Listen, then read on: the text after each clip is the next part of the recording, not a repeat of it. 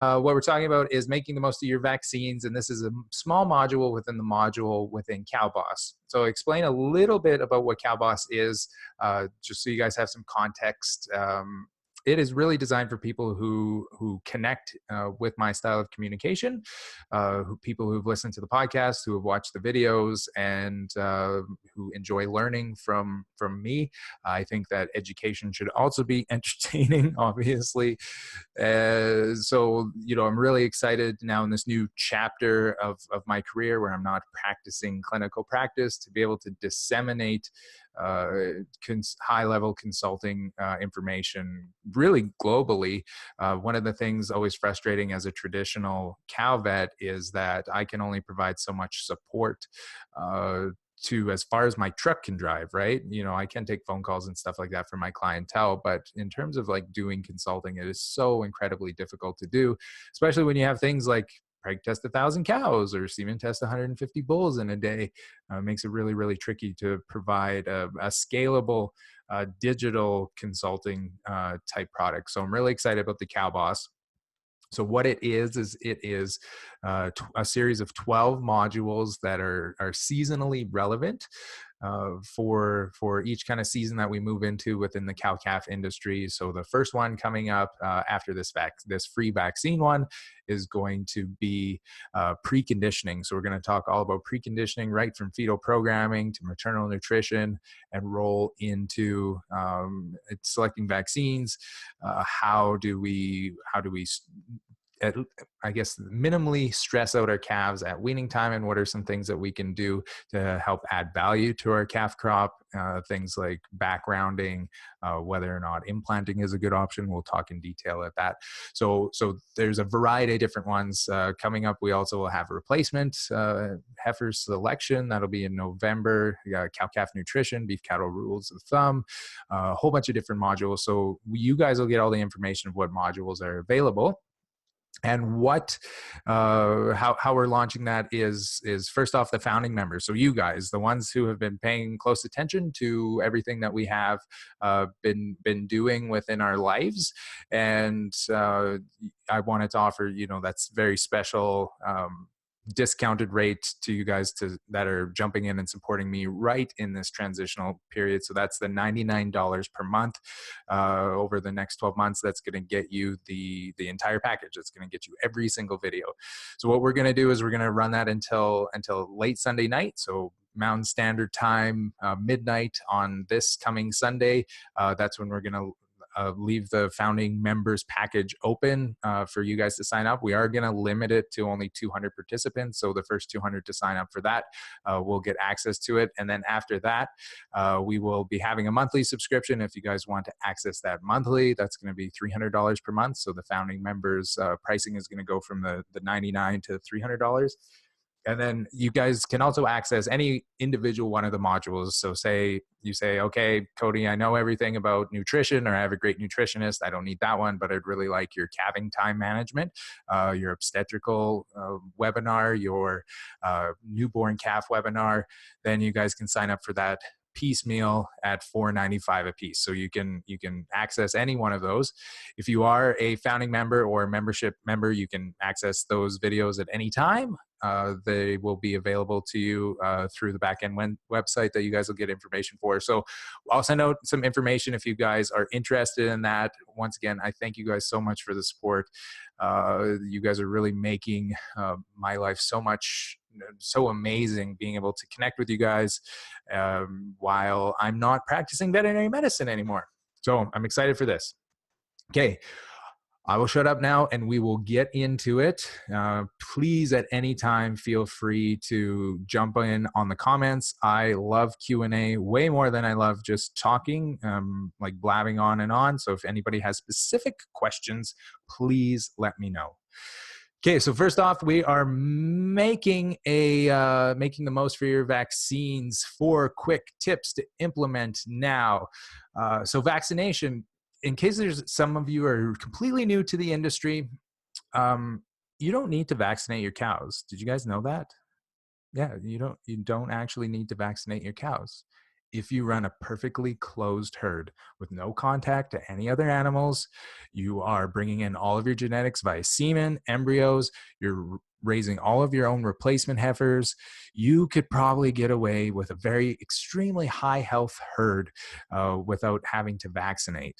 But in most cases, that is not very realistic. I think the only real world example that I've ever come across in a very high health, high managed herd that did not vaccinate was a vet student who was from a dairy farm in the county of Cork in Ireland. Yeah, so he has a completely closed herd. His cows are in a barn and they don't bring any animals in, and they have strict biosecurity, and they do not vaccinate. But that's not real world. We bring in bulls. We have neighbors that roll in. We buy calves at auction marts. There's 1,000 different management things that we do that makes us need to vaccinate. So the typical times that we vaccinate are going to be at usually at preg test or at pre-breeding. We're going to be vaccinating our mama cows, right? We're usually going to be giving them a respiratory slash abortion vaccine. So I'm talking about things like IBR, BVD, PI3, BRSV, all pathogens that we're going to be vaccinating against, and then also the clostridial vaccines as well. So our black leg vaccine, that would very commonly be given either at the preg test in the fall season here in Canada. Did Cody just say he's from Canada? Of course he's from Canada. Sometimes people think I'm from like South Dakota. I guess I give off an American vibe. I'm certainly not Australian. So you guys, these this is a great time when we're vaccinating for these different diseases in our cow herd. And then we're going to have our bulls, like our big breeding bulls. Those guys need to be vaccinated as well. I know they don't get as much care and attention as they probably should. At the very least, they need to get a clostridial vaccine, but we should also be vaccinating them with the same things we're vaccinating with our cows. So if we're using a modified live 5-way vaccine, then we need to absolutely vaccinate vaccinate those bulls. If we are the only time that may change is if we have some specific issue with our bulls, like foot rot. Maybe we could be looking into foot rot vaccines, but you have to be so careful and talk to your consulting vet or talk to your herd vet because some of those vaccines aren't necessarily effective, and you may be wildly disappointed. The next time that we're going to be vaccinating is in the calves, right? So it's very common to give calves a 5-way modified live vaccine or a killed vaccine that protects against the same sort of respiratory pathogens, the IBR and the BVD, BRSV, and PI3. We're going to be vaccinating them usually around 6 to 8 weeks after they're born, and we're going to usually be adding on some of the bacterial pathogens as well. So Mannheimia hemolyticum that causes shipping fever, and then sometimes also Histophilus somni will add into that as well. We're going to be vaccinating against the clostridial diseases. Sometimes we'll be adding tetanus on top of that if we're banding our calves at an older age. We want to be preventing against tetanus. So that's extremely important. So that's kind of the time periods when we're vaccinating. And this talk is not about, what the right vaccine is for your specific herd. That's what consulting vets are for. That is what your herd veterinarian is for. They know your risks. They know your challenges. They know the specific disease issues in your area. Going back over to the comments section, we have one person saying, don't overlook exposure to wild animals such as PI, BVD, white-tailed deer. They've been found in this person's area. So absolutely, that's a challenge that exists within that environment. Another thing that we could also be thinking of in terms of wildlife contamination that we can vaccinate for is leptospirosis, right? So it's really important to be doing that. Just seeing a slideshow program with the title slide showing, yes, I have not even got to number 2 yet. Intro to the Cowboys, which was number 2. We already talked about that, but I still just want to talk about, the generalizations of the webinar. The other question that we're getting is PowerPoint available to view after the webinar. Yes, I will provide the PowerPoint, and I will also provide you guys with this thing as well. Any other questions? I don't see any questions yet. Oh, somebody says, is there a student discount for CowBoss? I don't know. That's a great question. Right now, it will never be cheaper than the founding member rate. But I don't know if I'll have a student rate after the fact. That's a very good question. I didn't even think about you students, but I love you. What is the latest you would ban a calf and you would recommend always giving tetanus? So if you banned a calf at birth, you do not need to give a tetanus vaccine. If you banned a calf at any other time, always vaccinate against tetanus. The latest, oh, the latest, I don't like banding any later than weaning time, and I don't even really like doing it at weaning time. So as early as possible. Cowboss is a monthly fee. That's another question. Somebody says you need to press play again on your program. It shows up with the slide layout and toggle slides on the left as opposed to just the slide you're presenting. What if I'm so scared to hit show. I don't know if you guys can see what I'm seeing. Can you guys see slide number 2, intro to the cow boss? I'm just going to wait. Okay, so yeah, you guys are seeing everything fine. Okay, somebody's saying, are you making the CE race approved? That's a great question. You know, this is continuing education designed for ranchers. I want this to be a rancher product. There's a lot of CE available for veterinarians, and I think that maybe it could. So if there's any veterinarians that are watching and you see the information being disseminated and you think that would be continuing education for the veterinary space, then absolutely, I will look into getting race accredited. No problem at all. Okay, I'm going to keep going. So when it comes to vaccination, why do we care about vaccine handling and administration? Well, first off, vaccines are expensive. To vaccinate a cow herd is going to be about $5 or $6 per year. To vaccinate the baby calves, depending on if you're going to be doing a pre-weaning vaccination or a weaning vaccination, you could be spending $5 to $10, if not more, vaccinating. So for a cow calf pair, you could be spending $20 just in vaccines. So it is so incredibly expensive. It's certainly worth it. There's certainly a great return on investment, but we need to be handling and administrating these vaccines properly. We need to recognize that vaccines are fragile. They are living organisms. A modified live vaccine is a living thing. We reconstitute it with the water, the sterile water, or the diluent that it's given. And when we reconstitute a modified live vaccine, that is a living culture. Those are living modified viral particles. Now, we could have the debate of whether or not a virus is truly alive or not, but I don't even know if they're having that debate anymore. That was like my high school way back in the old days. So they are extremely fragile. Things like heat, things like light, things like extreme cold, they can all denature our vaccine. And there's only so many vaccine particles in there for the vaccines to be able to respond to. For the animal to be able to respond to. So we need to protect as much of that vaccine as possible before we administer it. Meat quality assurance. We want to be making sure that we give that vaccine in the right place. We want to make sure that we're protecting our meat supply, that we're not vaccinating in weird areas, and we're not vaccinating in the rump, in the ribs, in high quality cuts, right? We want to be making sure that we're placing that vaccine in an appropriate place in order to ensure that meat quality. Preventative health, of course, that's the crux of vaccination. Why do we vaccinate? But you need to think about things like, there is so many different things that we can think about when it comes to making sure that vaccine is as efficacious as possible. Things like spreading your vaccinations apart throughout the year can really change things and improve the overall immune response. Things like making sure that you have a hand's width apart between two sites of vaccination if you're vaccinating on the same side. Or my favorite, if you have two vaccines and you have the ability, why can't we give one on the left side and one on the right side in order for the different lymph node chains to process those antigens separately, so you don't overwhelm the local immune system? That can cause a better immune response, and then we have better preventative health. And the other things when we talk about vaccine handling and administration is human safety.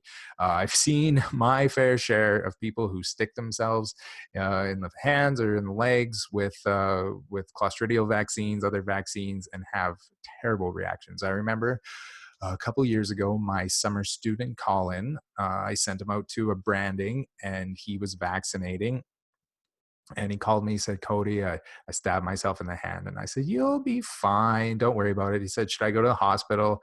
And I said, no, don't worry about it, just shake it off, and you'll be fine. So he messaged me in the morning. He says he's not coming in, he's in the hospital, and he sends me a picture of his arm, and he had a full on septicemia. Like, you could see where the infection had spread. So it can be extremely serious.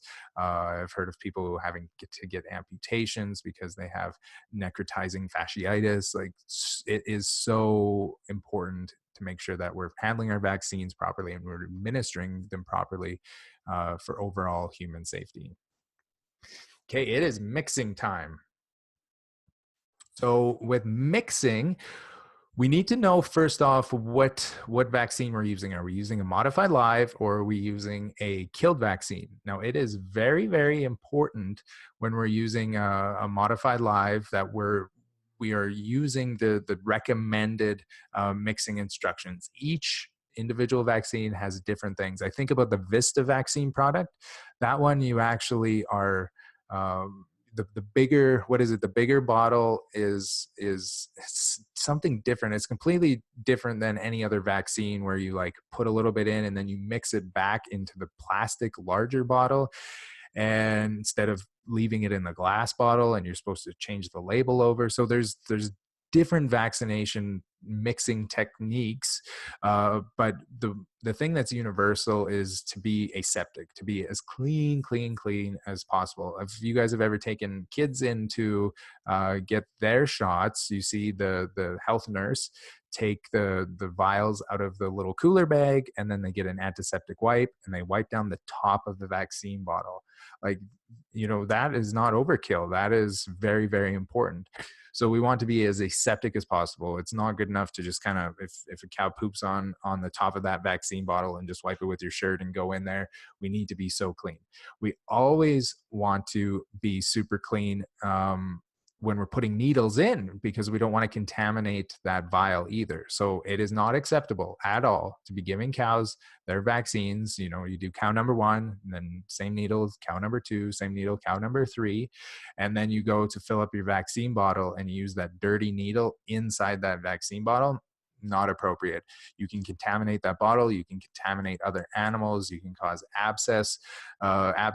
You can do disease transfer. So you want to be as clean as possible. Clean syringe, clean needle, always, always, always. Remember, when you are mixing up that vaccine, to shake that bottle very, very gently. You do not want to cause any bubbles. You do not want to physically damage those viral particles. You want to shake, swirl that bottle gently, and you want to make sure that there's no flecks remaining, because those flecks are large clumps of viral particles altogether. And if you don't have even uniform distribution of that vaccine, then you are not going to have an adequate immune response, most likely. Also, remember that when you're using a modified live vaccine, that they will deactivate after 3 or 4 hours once they're mixed, regardless of how well that you store them. And you protect them from UV radiation, you protect them from the heat, you protect them from the cold. They just deactivate. They are not very stable outside of the cow's body. So we need to make sure that we're picking the appropriate bottle size for your herd. So if you're doing a slow activity like semen testing, where maybe you're only getting through 50 animals in a day, you're not going to buy the 50 dose modified live vaccine and expect that to last all day long. You're going to want to get 10 dose bottles for those types of events, in order for you to make sure that they are getting fresh vaccine, or as fresh vaccine as possible. One of my favorite things as a feedlot consultant to do was to go into the processing barn at lunch and then go see if they left a modified live vaccine sitting out on the counter. I could usually get over it if they put it on ice, put a cold pack over it, something like that. But sometimes it's just sitting there under the heat lamp while they go off for lunch. And now that vaccine is destroyed. It is no good. So you can just kiss $250 goodbye. The environment. So once again, the environment that we're working in is extremely important. So we want to really protect from extreme temperatures, UV radiation, extreme heat, extreme cold. They can all denature our vaccinations. I can't even count how many times that I've seen vaccine guns completely freeze up, and then you got guys holding their hands around the needle. One, that makes it really dirty, but two, that vaccine is now frozen and I don't know how efficacious it is. And then you're waiting for it to warm up, and then you inject the cow. Or I've seen guys where the needle has frozen and then they inject the cow and they know it's frozen, and then they're waiting inside the animal to inject that vaccine. I don't know how efficacious that is. It's certainly not friendly to the cow. We could just be wasting our money. Maybe we should be just squirting on the ground and or just calling it a day. Uh, but we can be very proactive in protecting against extreme temperatures. And you don't need a fancy, you don't need a fancy system, but you do need to be cognizant of what is the environmental temperatures out there. There's a variety of equipment on the market. We have the CattleVac box. There's a little picture of me down there, the CattleVac box. Really straightforward, protects the vaccines, just keeps you organized, stuff like that. But you can even just use a styrofoam box, get it from your local vet clinic. To help protect. When you are in the really hot weather, of course, you're going to put the ice packs in those vaccine coolers to keep everything cold. And then in the cold weather, heat packs work great. So there's those mix-up ones, those heat packs that you put in your mittens. Some of you from Texas might not know anything about that, but yeah, you have these little, I think they're kind of like iron. Sort of compound things with a catalyst in it, and you expose them to air and they start to heat up. Put a bunch of those in a cooler and that'll help keep everything warm.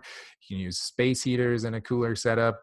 You just need to find some sort of solution just to be proactive in how you're going to be interacting with those extreme environments. There's nothing worse than branding time, hot sunlight, just cooking those vaccine bottles. It can happen so fast. Proper equipment. So we want to make sure that our equipment is well functioning and clean. Calibration of your multi-dose syringes is so incredibly important. We want to make sure our syringes are administering the correct dose. So let's say that this is how you would do it. So let's say you have a 25 ml syringe.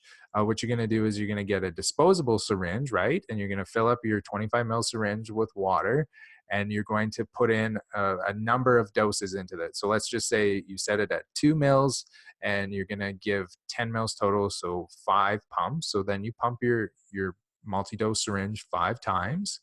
And when you look at your disposable syringe that you've dumped it into, or you can use a graduated cylinder if you're a high school science professor, what you're going to do is make sure that there is actually 10 mils in there, because these vaccines are expensive, and we also want to make sure that we're dosing the right amount.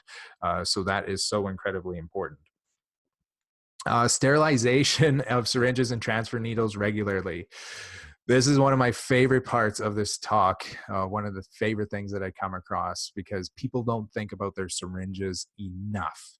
Okay, so first off, no disinfectant goes inside the barrel of your multi-dose syringe. Never. The disinfectants, whether it's Dawn detergent or chlorhexidine or Prepidine or Dettol, that will deactivate the vaccine. You cannot rinse those things enough to clear off any sort of contamination. It is just absolutely impossible. You do not want any soap going inside of that barrel. When you are cleaning that, you want to clean the outside of your syringe as good as possible. You can certainly use detergent on the outside of your syringe. You want it spick and span, but when you're cleaning that barrel, you have to treat it like gold. So rinsing it, and for the ideal rinse, what you're going to want to do is use distilled water, because there is in non-distilled water, just regular tap water, we think of it being pretty clean, right? But there's minerals in there, especially if you have hard water. And the minerals, when that water dries, they deposit on the inside of the barrel, and those minerals can deactivate that modified live vaccine. That's how sensitive that vaccine is. So what we want to do is we want to use distilled water inside the barrel to make sure that when that water dries, there's absolutely no residue. One of the other things that drives me absolute absolutely crazy is when I'm out at a ranch and you see a cow that needs a shot of antibiotic. The farmer doesn't pull out a disposable syringe. He pulls out his multi-dose syringe that he uses for vaccination, and he loads it up with oxytetracycline or with penicillin, and then he injects that into the animal. And I'm like, whoa, what are you doing? That multi-dose syringe is for vaccines. If you put vaccine into that syringe now, you will completely deactivate all of the vaccine. Even if you rinse it, it is nearly impossible for you to get that oily oxytetracycline residue off the inside of that barrel. So it drives me absolutely batty. Once it is an antibiotic multi-dose syringe, it stays an antibiotic multi-dose syringe forever. Make sure that you mark those things. You can also sterilize your transfer needles and your syringes in the microwave. I'll include a link there. You can actually put the metal components in the microwave. You just have to be careful with them and cover them with wet paper towel. I'll put that link in. Syringe maintenance is very important. I would say what's most commonly now is that producers are just repurchasing new multi-dose syringes. They're not even messing around with replacement parts as some of the products get cheaper, but it's certainly good to replace the O-rings regularly. I can't count the number of times that I've started a preg test and the producer hasn't looked at their multi-dose vaccine syringe in a year, and he goes to fill that vaccine up with the first 25 doses and it just all pours down his arm and his hand. I'm sure you've all been there, for sure. Discard any reusable syringes at the end of the day. They're cheap. That's what they're for. And you also want to store your syringes in a dust-free environment. One of the best places, you guys, once your syringes are dry, is to put them in a Ziploc bag and put them in your freezer, in your deep freeze. It's a dry environment. The cold will not hurt the syringe, and it's completely aseptic. So it keeps meat fresh. So why doesn't it keep your syringe fresh? It is a great option. What else am I missing on that one? I feel like there was something else. Oh, I was going to say there was this vet clinic down in the US that I saw one time, and they had this service where the producers could turn in their syringes at the end of the year, like their vaccination syringes, and they would clean them for them. They would autoclave them and sterilize them, and they would store them properly. And then you would come back and you'd say, oh, I'm here to pick up my syringes. And that's a great way, because storing them in a nasty old barn or in an area where they're going to get full of poop is just not ideal at all. Hopefully you guys can see down here in the corner, you see this multi-dose syringe and these little knobs. You can get the knobs on the back of these color coordinated. So you have the red one, you have the blue one, and you have the yellow one. Those things coordinate with markers, and then you can know when an animal got that vaccine. So let's say you put your modified live vaccine in the yellow marker ball vaccination gun, and then you injected that animal, and then you have your person who did that vaccination event marking that animal, so you know that animal's done. It's really, really easy thing to do when you're in the branding pen. You give that calf the vaccine, and then you give him his little yellow mark, and everybody knows that he's got the yellow vaccine. And then the person with their clostridial vaccine comes in, and maybe he's got the red ball with the red marker. He gives the vaccine, and you're not mixing things up either. So organization goes a long ways. Changing needles. So there's a variety of different information out there on when you should change your needles. Obviously, if you're a dairy producer and you have diseases like leukosis, you want to change your needle every animal. In most beef herds, we can get away with about every 10 to 15 head. You certainly don't want to continue if you have bent or burred needles. That is very, very important not to have any any chance of having your needle break inside of the animal. We want to prevent for meat quality assurance. So my general rule of thumb, though, is just every time you go to fill your syringe, put a clean needle on before you put the needle in the vaccination bottle. So very simple rule of thumb. You have, say, a 50 mil syringe, and they're getting 25, sorry, and they're getting 25 doses out of that, then change it. It's longer than 15 head, but even if it's like 25, old Doc C's not going to have a problem with that. But if we've been preg testing all day and it's lunch and I'm like, how many times do you change that needle? And the answer is 0. We're going to have some words, old son. Select needle size appropriate for animal type and route of administration. I have a table that I have included. Whether or not you're giving subcutaneous or intramuscular, it's going to change your needle length. And then the needle gauge will also change depending on how big of animal that is. So this is a great reference point. You guys can screenshot this. This is going to be in the thing, but just make sure that you're using the appropriate length. If you're giving subcutaneous vaccinations all day and you're using an 1.25 needle, is not going in the right place. We want subcutaneous products to go subcutaneously and intramuscular to go intramuscularly. Very, very important. Check your vaccine fridge. I know I grew up with vaccines and penicillin sitting next to my milk and my cheese in my fridge. But that's not a great thing, because what happens is you want to have a dedicated fridge that people aren't going in and out of all the time. The ideal storage for most vaccines is that 2 to 8 degrees Celsius. And based off of this research in the University of Idaho, 67% of producer refrigerators were deemed unacceptable, that they were not within that range or did not stay in that range for an adequate amount of time. You also don't want to store your vaccine in the doors of the fridge, and Lord knows that's where my mom stored her vaccines, was in the door of the fridge. So you just want to limit the access. You want to limit the number of times that refrigerator door opens up, because that's going to warm up the fridge every single time. I've also seen there's little alarms that you can put on in your fridge to make sure that if it goes above a certain temperature or below a certain temperature, an alarm will go off, and that'll alert you that your vaccine is potentially in jeopardy. And also make sure not to freeze your vaccines. Always follow the label in terms of the storage. If it'll give you a range of temperature, and you need to follow that because those vaccines are so incredibly fragile. Good technique, very, very important for a variety of different reasons. Very important in terms of efficacy. If we're giving it in the wrong place, we're not going to have a good effect. An example would be intradermal. So if you were giving that vaccine right into the cow's skin, not under the skin, which is a subcutaneous technique, if you're giving it into the skin, there's going to be minimal absorption of that vaccine, and you're not going to mount an immune response.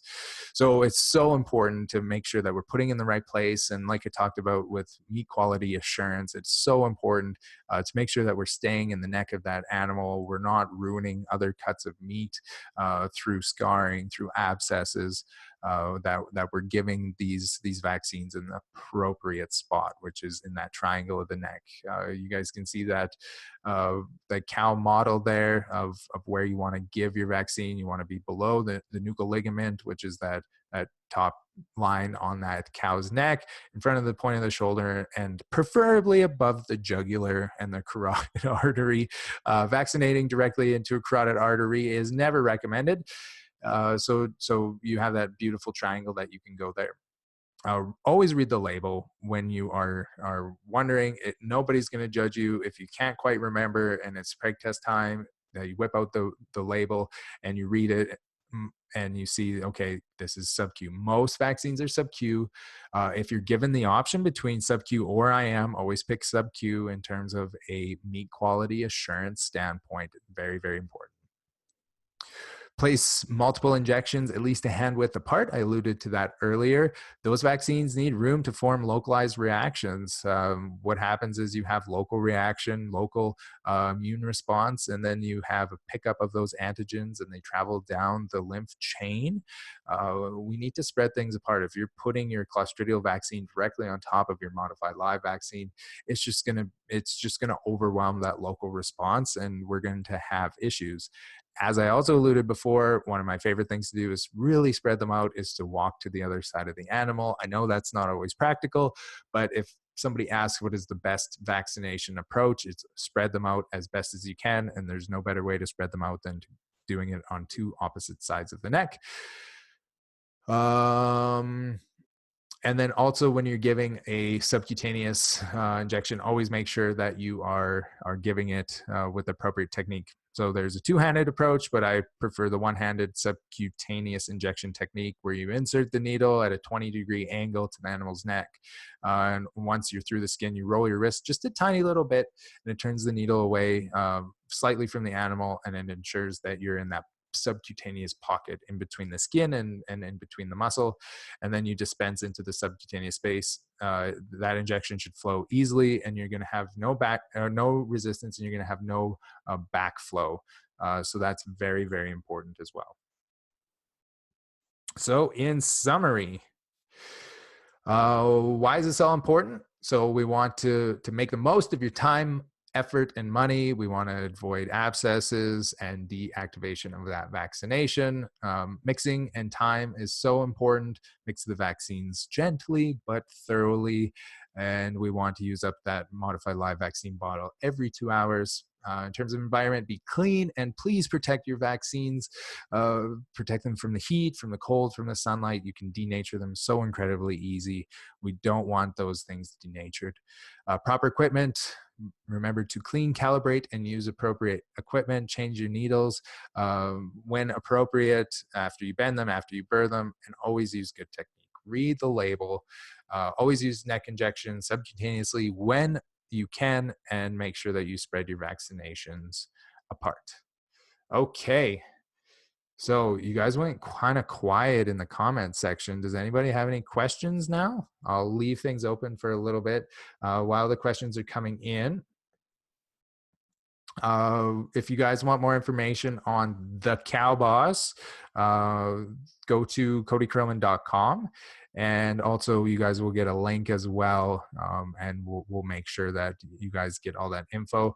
But once again, it is the Cow Boss founding member subscription is $99 per month. And that is going to get you access to all 12 webinars. Those webinars are going to be 2 to 3 hours long. I'm laughing because this vaccine webinar was nearly an hour, and this was just a small, tiny part of what a module would be. I have no set time on the modules. I just will get through the information and answer you guys' questions and have one-on-one interaction. So that's a $99 monthly subscription up to 200 people. We're going to cap it on Sunday. We're going to shut that down. It'll never be available for that price again. And we are also going to cap it at 200 people as well. You know, this price point is just a thank you back to you guys, the community that has followed along for so long, that has consumed all of the content that I've thus put out. And I may do some more free webinars because this was super fun.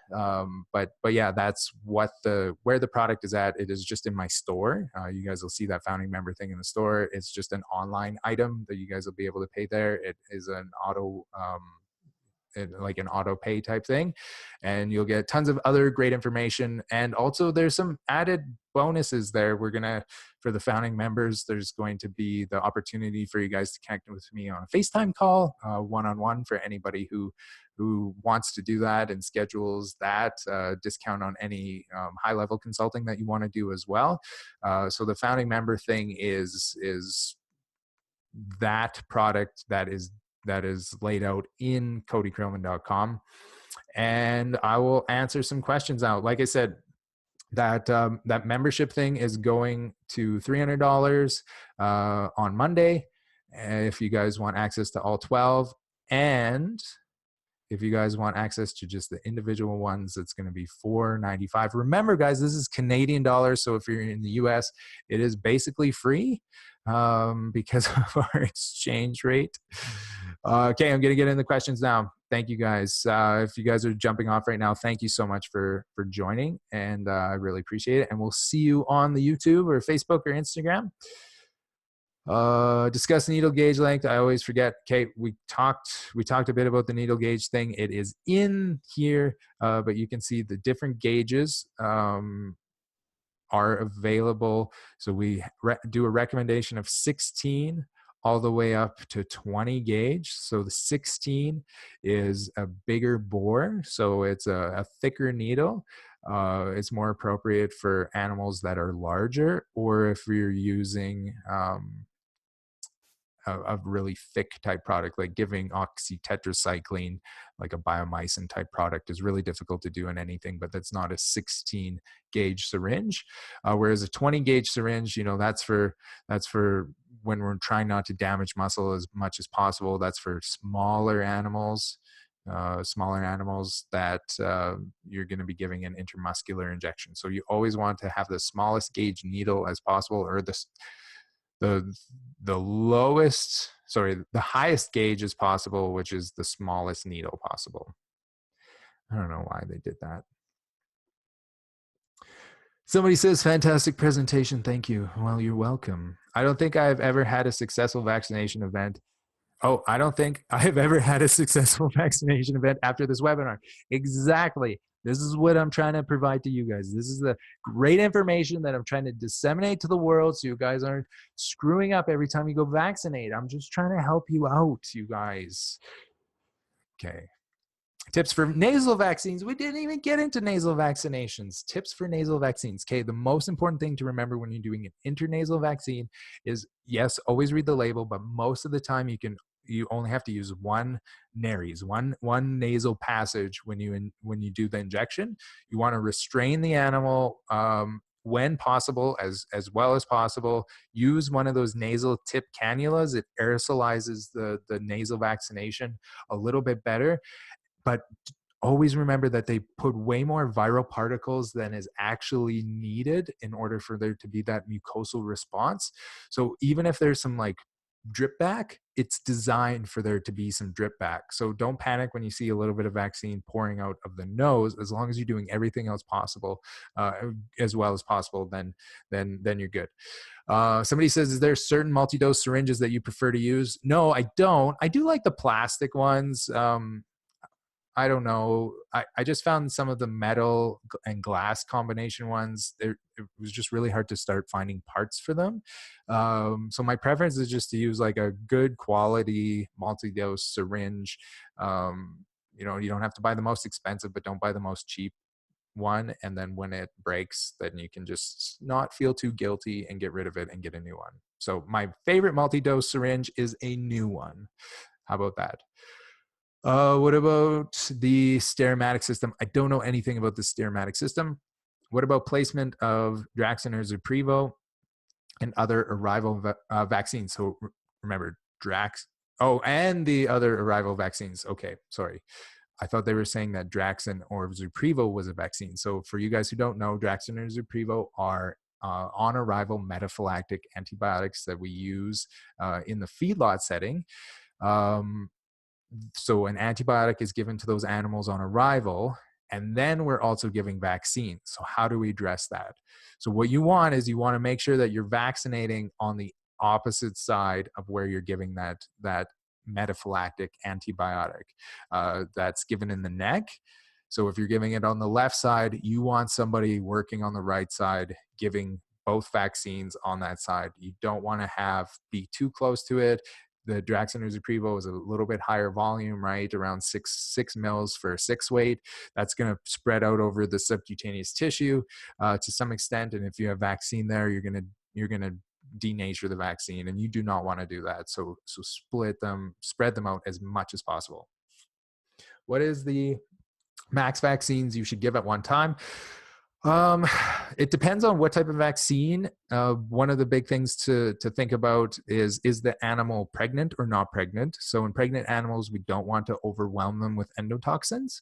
There can be endotoxins in those vaccines. So like giving a clostridial vaccine with say a scour vaccine could potentially overload them, because the scour vaccine is pretty hot when it comes to vaccines and how those animals respond. So it's really what type of vaccine first, and that's a great question for your veterinarian specifically is it okay to give my scour vaccine with this? Is it okay to give my scour vaccine, my clostridial vaccine, and my 8-way all together? So you have to be cognizant of it. You can give multiple vaccines. You could give 3 different shots if they're the right combination. So you have to make sure. How environmentally sensitive are killed vaccines compared to modified live? Killed vaccines are a lot less sensitive. You certainly can mess them up, but modified live are very, very, very sensitive. Thank you so much for sharing your knowledge. You are very fun and informative. I wish you were in Texas. God bless you, Cody. Thank you so much. I do have some speaking in Texas coming up. Diane and the kids and I are going on a little bit of a tour as well. So we're going to, I think I have some dates in Dallas and Houston or something like that coming up in 2020. So I will see you in Texas. But yeah, you guys know my style. I want to disseminate this really good information to you guys, but also be somewhat entertaining to watch, because there's nothing worse than Ferris Bueller. Can you discuss intranasal vaccination? I'm sorry, guys. I see people leaving. I'm going to try to talk as fast as I can to get through all of the questions. Okay. But they keep coming in faster than I can talk. Can you discuss intranasal vaccinations? So I already went through the administration, but I think intranasal vaccines are a very good thing. And when it comes to mounting a mucosal immune response, what the best thing about nasal vaccines is you don't have to worry about maternal interference from colostrum. So the calf drinks colostrum, there's antibodies circulating against what the cow was vaccinated against. When you give a regular vaccine, what happens is that animal doesn't mount a great immune response because there's already circulating antibodies from the mom's colostrum. That does not happen with intranasal vaccination. So you can get a mucosal immune response, not a systemic immune response, that is very effective, regardless of how old that calf is. Somebody says, I thought I knew how to do this, and I'm blown away of how much I've been doing wrong. That's the point. That's why I have a job. That's why I used to have a job. That was my job as a beef cattle veterinarian, is I would get to go in and I would get to consult with people, and some people don't have access to beef cattle veterinarians. So I'm sorry you've been doing it wrong, but you have. Great listening while checking heifers and moving fence. Thank you. We are doing it all wrong. Emoji like that. I use long-range dewormer in the spring, dedicate vaccination gun just for that. It's very thick and oily. Yes, do not use a dewormer product like a long range and then vaccinate with that gun later. You will never be able to clean the long range out of there appropriately. Do not do that. Another question, stop throwing my bottle top syringe in my fridge and using it with the same product 6 months later. It's not a good idea. No, I just saved you hundreds of dollars. You're welcome. I've always pulled the skin out a little from the triangle, but I think you said that as improper. No, I said there's multiple techniques when you do subcutaneous. There's a two-handed technique where you pull it with your hand and give it. I prefer the one-handed technique, and not saying the two-handed technique is bad. Number one, it's safer because then I'm not going to poke myself in the hand. So I'm not going to poke myself is number one. And number two, I only have one hand in the chute. So if an animal moves towards me, I'm only crushing one hand and not two hands. So that's why I like the one-handed. Any reason to use killed versus modified live?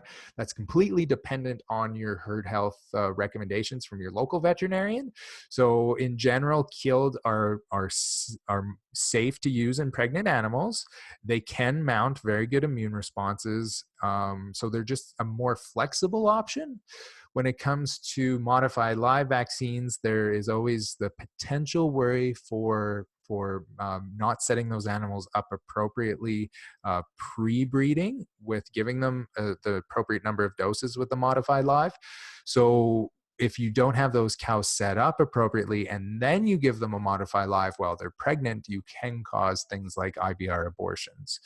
So my preference usually to have the best of both worlds is giving a modified live pre-breeding and staying on that program, but sometimes giving cows a vaccine pre-breeding is just not an option. We're not running those cows through at that time, so we have to give it a preg test. So I think each have their merits, and it's certainly something that you need to discuss with with your local vet. What do you think of the efficacy of combination vaccines in terms of immune buildup against all components? In Europe, multivalent vaccines aren't quite as common in North America. We most often use single agent vaccines, except for BRD and CAPS, perhaps. Yes, I think we can overwhelm the immune system to some extent, but that I think some of that is still needs to be proven by science. If you look at the human vaccines and what they're doing, they're using like 12-way combination vaccines, and they're apparently effective because I haven't got polio yet. So I think we need to be careful, and I would love to spread out vaccination as much as possible in order to have the best immune response. But that said, there's a practical side to it as well, and sometimes we do need to use combination vaccines. What is this question? Oh, Ben. Okay,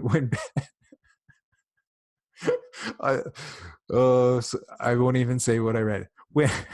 When when banding a 6-month-old bull calf, should a person administer a CDT product? I assume that means tetanus. I have heard of 2 different types of tetanus products being recommended, maybe an anti-serum if I remember correctly.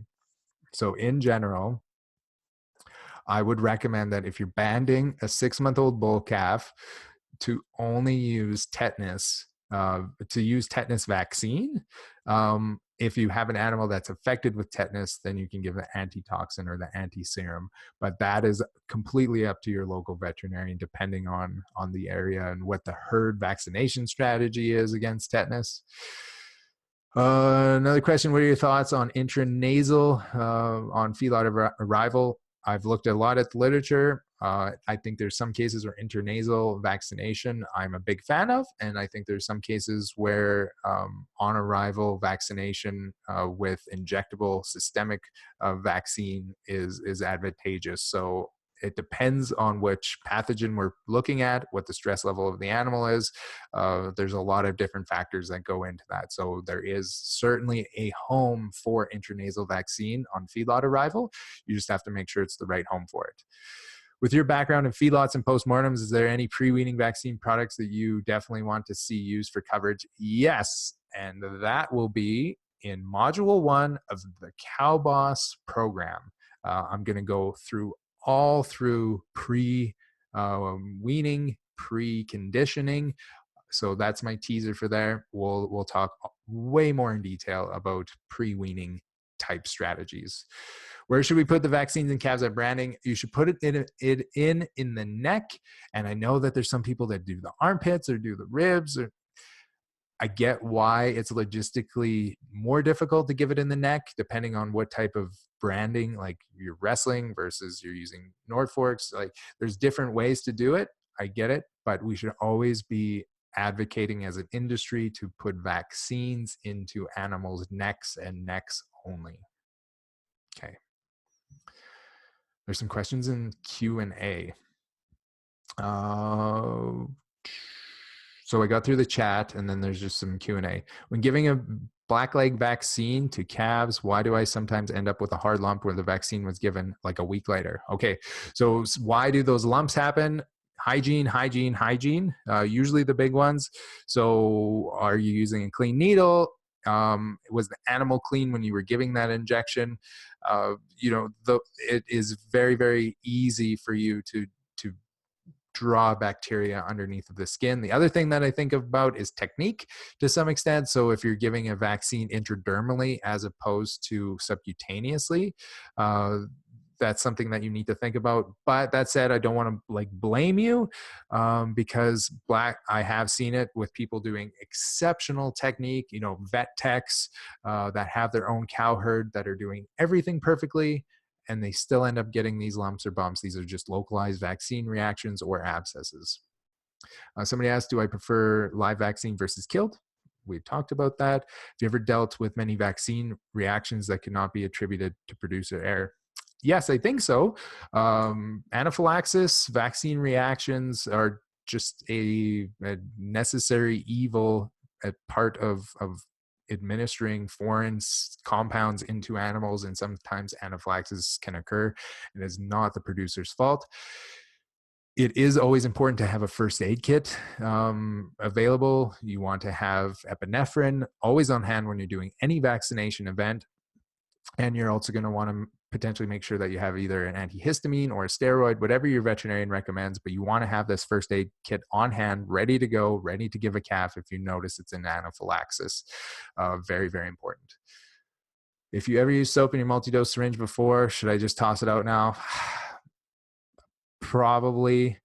I would just rather everybody who's watched this webinar just start fresh and just do things properly. If you're working cattle and you have calves that are younger than 6 weeks old, yes or no, going ahead and vaccinating these younger calves, it is a challenge. You're going to have, if you vaccinate calves younger than 6 weeks, you're not going to mount as good of an immune response than if they were age appropriate. Did he just say age appropriate? If they were age appropriate, but in terms of management, sometimes I get why we have to vaccinate 4-week-old calves, because we're turning them out to grass and they just need to go. And I would rather they get vaccinated at 4 weeks old and go out to grass than to not get vaccinated at all. So that is very important. Last question, very last question. Thank you guys so much for coming in. Thoughts on First Defense, Tri-Shield, and combating scours and calves? Is there a less expensive option? Cows are being given scour boss pre-calving. Once again, I think it has to be, that's a conversation with your local herd veterinarian, because they know the exact pathogens and challenges of your specific herd. Are we dealing with coronavirus? Are we dealing with rotavirus? Are we dealing with cryptosporidium? You know, there's so many different things that go into making a really well-educated, tailored vaccination protocol. So I think there's places where First Defense is appropriate, and I think there's places where Scour Boss is appropriate. Okay. Thank you guys so much. Thank you guys for coming. Remember, you're going to be getting some information just on how to sign up to Cow Boss. I really hope I get some signups. I'm going to cap it at 200 for the founding members.